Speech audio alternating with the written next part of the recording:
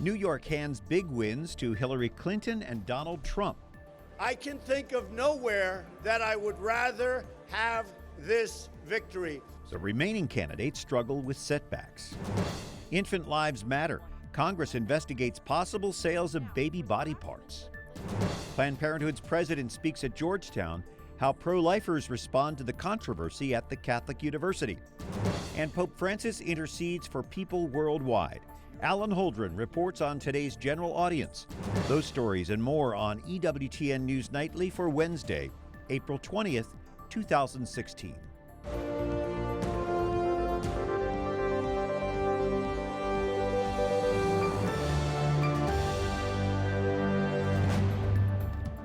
Ted Cruz shrugs off his loss in Donald Trump's home state of New York.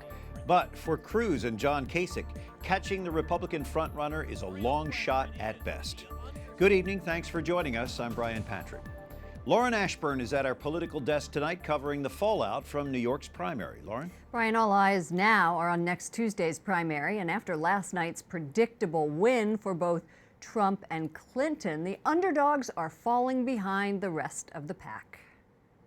In this campaign, we've won in every region of the country, but this one's personal. Hillary Clinton with a big win in her adopted home state, addressing Senator Bernie Sanders supporters with her sights set on the White House. It's humbling that you'd trust me with the awesome responsibilities that await our next president.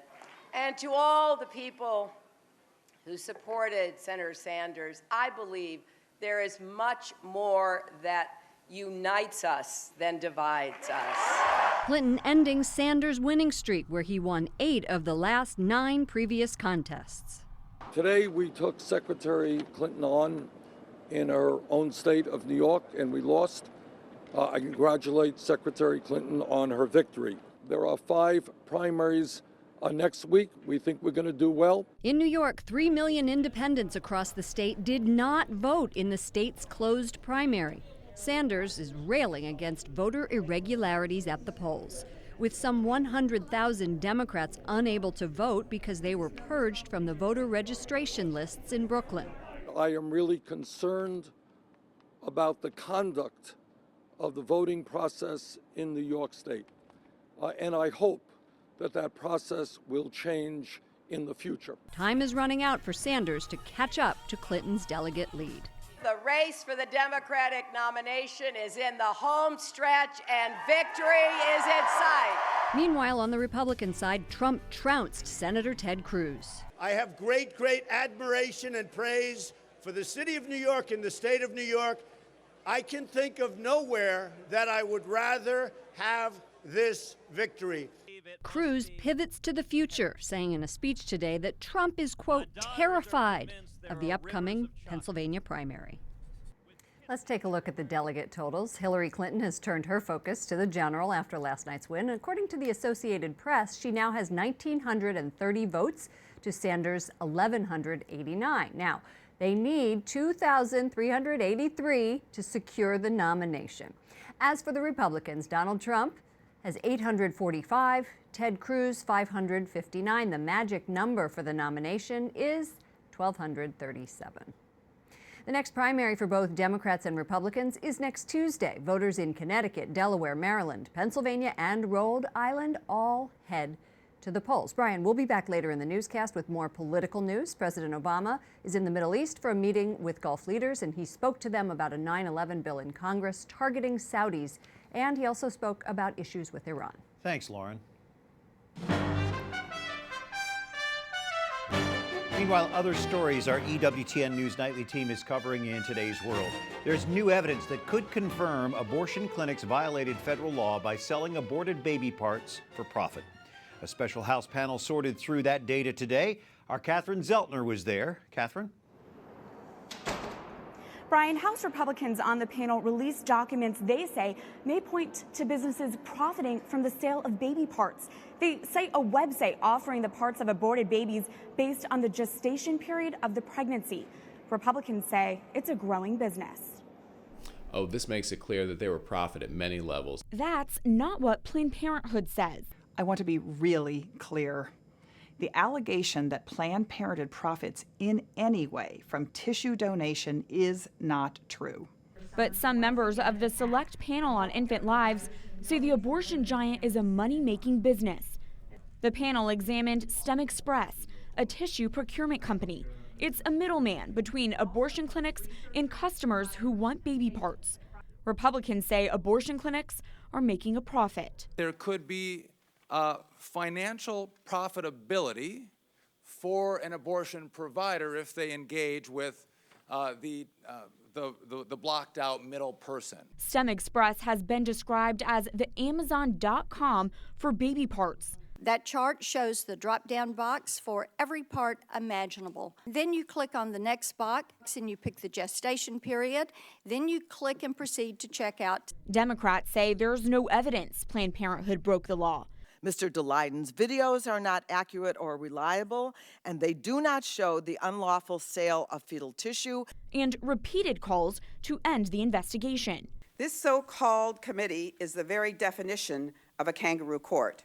But the panel's chairman says those undercover videos have helped uncover the truth. What you've had is people who have worked for some of these entities have come forward and said, let me tell you or share with you information that they have or documents that they have.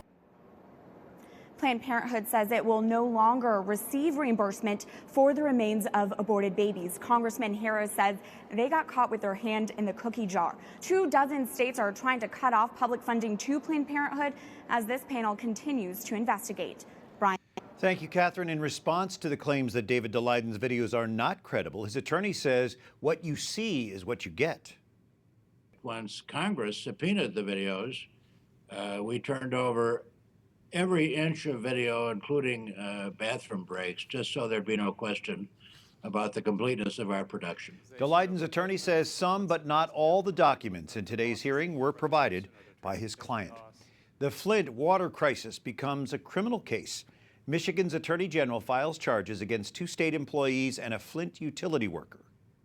They failed in their responsibilities to protect the health and safety of families of Flint. They failed Michigan families. Indeed, they failed us all, and I don't care where you live. The state workers are accused of refusing to order chemical treatment to prevent lead from being released by old pipes. The Flint utility worker is charged with tampering with evidence.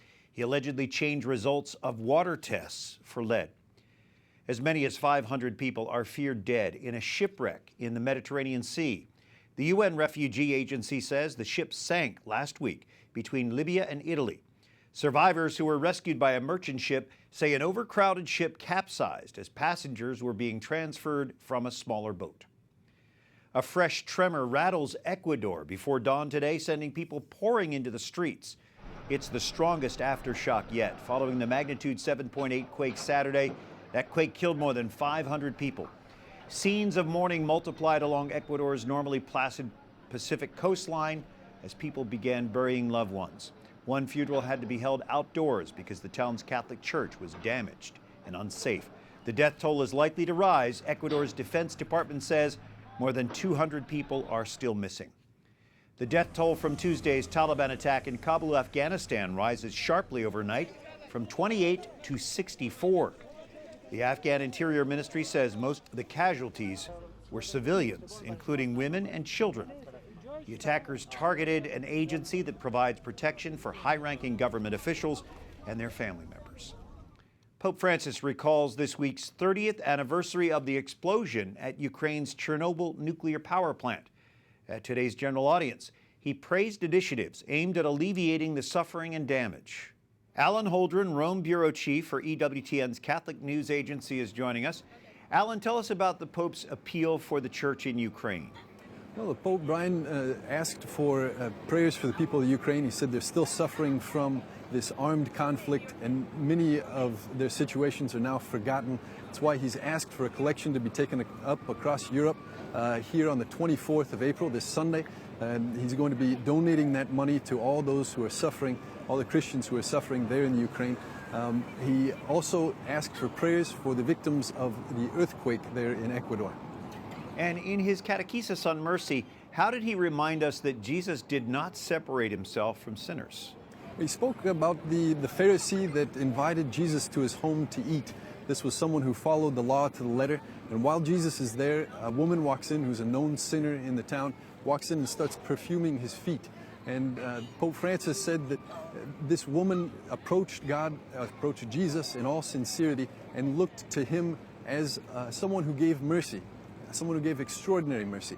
And here was the Pharisee who had invited Jesus into his home, but wasn't going to absolutely be on board with Jesus' message. He said that that is a lesson for all of us, that Jesus looks to the sin without making compromises, but looks at the sinner with extreme mercy. Said that anyone who wants to seek Jesus for dispensing this mercy must first recognize themselves as sinners, as someone who's sick in need of a doctor. Thank you. Alan Holdren joining us from Rome. Thank you, Brian. And President Obama meets with Middle East and European allies, beginning with Saudi's King Salman. We go back to Lauren Ashburn, who is covering the president's 6-day trip. Lauren? Brian, the president's trip comes at a tense time in the U.S. relationship with Saudi Arabia. Two delicate diplomatic issues. A congressional bill allowing victims of 9/11 to sue the Saudis is up. At issue is the final 28 pages of the classified 9/11 report. It hasn't been released to the public. A congressman who read the report says the Saudi government support for the 9/11 hijacking is, quote, very disturbing, and the Saudis deny senior official involvement. And they have also expressed consternation about President Obama's earlier remarks that the Persian Gulf countries are not pulling their weight in the region's security efforts. Joining me now to talk about the trip and presidential election is conservative political activist Star Parker and Kate Bennett, White House correspondent for the Independent Journal Review, or INJO. Kate, thank you, Star, for joining us. Kate, let's start with you.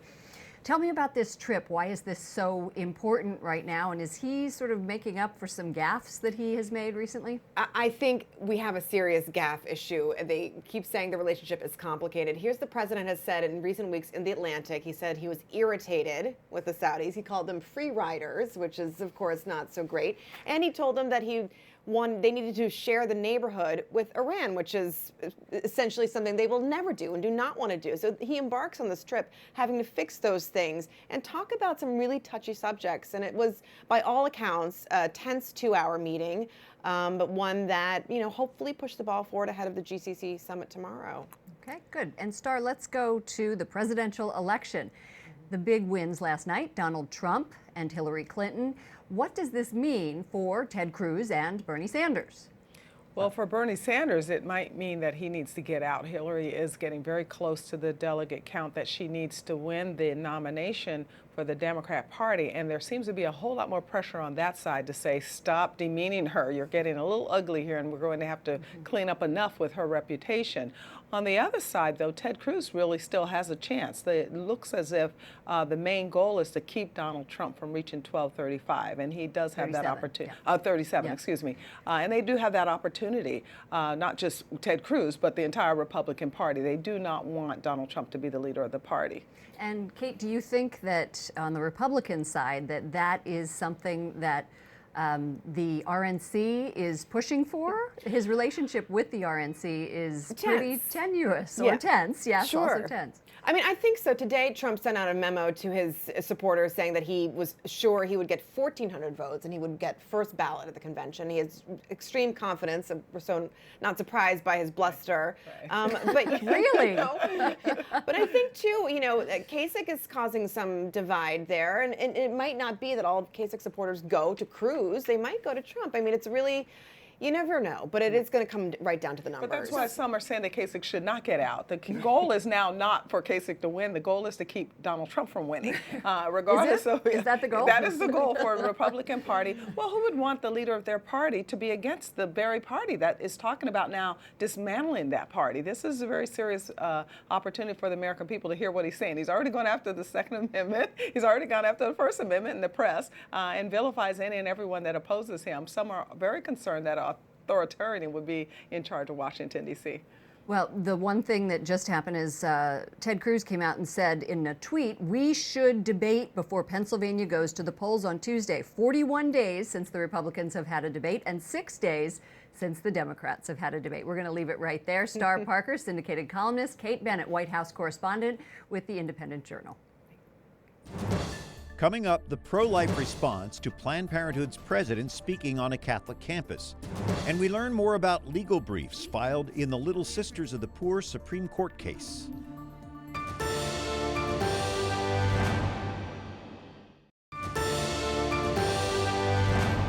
Thanks for joining us on Mother Angelica's 93rd birthday. I'm Brian Patrick. Pro-life students at D.C.'s Georgetown University urge their peers to affirm the dignity of unborn children. They're hosting events this week to counter today's talk by Planned Parenthood's president on America's oldest Catholic campus. Wyatt Goolsby reports. Holy Mary, Mother of God, pray for us sinners now and at the hour of our death. Amen. Pro-lifers from across Washington, D.C. came to Georgetown to pray and voice their objections to Planned Parenthood. A student-run organization called the Lecture Fund invited the abortion provider's president, Cecile Richards, to speak this afternoon. Michelle Hendrickson with Students for Life of America helped organize Georgetown students today. I think the message needs to be very clear to them. We are not okay with inviting the president of the nation's largest abortion vendor, the place that sells the most abortions, on this college campus, giving a stamp of approval to Cecile Richards and her work here. The university says it has not endorsed the event and that Richards was not paid for speaking. They say student-run groups have the right to organize a forum, even if it affirms values counter to the schools. Students with Georgetown Right to Life say that's why it's important they stand up for what they believe in. Julie Ryder helped set up more than 3,000 flags on campus, one for every life lost in America due to abortion per day. It's an incredible number. And I do think people really, they think, oh, 3,500 a year? And we're like, no, every single day. And so I think that we really like this visual representation to kind of help people wrap their mind around it. Several other pro-life events are scheduled tonight to call for an end to abortion. In Washington, Wyatt Goolsby, EWTN News Nightly. Kathleen Eaton-Bravo, founder of Obria Medical Clinics, is with us. You spoke at Georgetown University as a counter to Cecile Richards. Tell us about your clinics.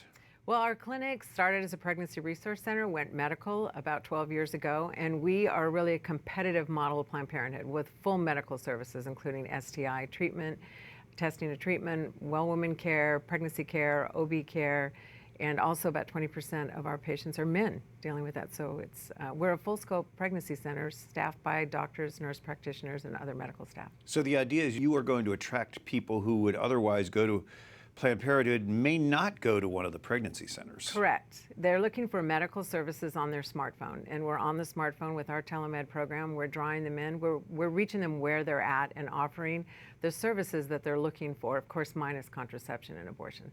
And you have your own experience with abortion. I do. 35 years ago, I walked out the back door of an abortion clinic, left my son behind, and I, at that point, decided I wanted to do something to offer women alternatives to health care, and this is where we are today. So many young women are still wooed, I guess, by Planned Parenthood. Yes. It resonates with them. How can the pro-life movement counter that? Well, they're wooed by Planned Parenthood because it's the only alternative they have. And what they say to me all the time is, we love your clinics, we loved how we were treated. People need to know that there is an alternative. They don't like Planned Parenthood, majority of them. You only hear those that do. And they're looking for an alternative, and that's what Obria is. Kathleen Eaton-Bravo, founder of Obria Medical Clinics. Thanks for being with us. Thank you. And lawyers for the Little Sisters of the Poor build on their Supreme Court case challenging the government's contraceptive mandate. Today, the Becket Fund for Religious Liberty confirms filing a new round of briefs with the High Court this week. Attorneys listed ways the government could offer contraceptive coverage in their health plans without violating the sisters' religious convictions. The question is not, is it hard or easy for somebody else to sign up? The question is simply, is the coverage separate from what I'm providing? And that's why we've always provided many alternatives that the government could pick from. As long as the coverage is actually separate, not just labeled separate by the government. The Supreme Court heard oral arguments in the Little Sisters case in March, then requested more briefs be submitted by today. A decision in this case is expected by June. Up next, a portrait of the royal family. See the line of succession captured in a single image. And celebrating the life of our foundress. It's the late Mother Angelica's 93rd birthday.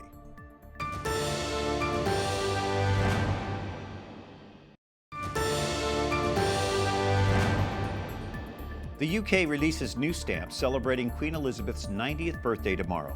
The set features a portrait of 4 generations of the royal family. It includes the Queen, Prince Charles, Prince William, and Prince George.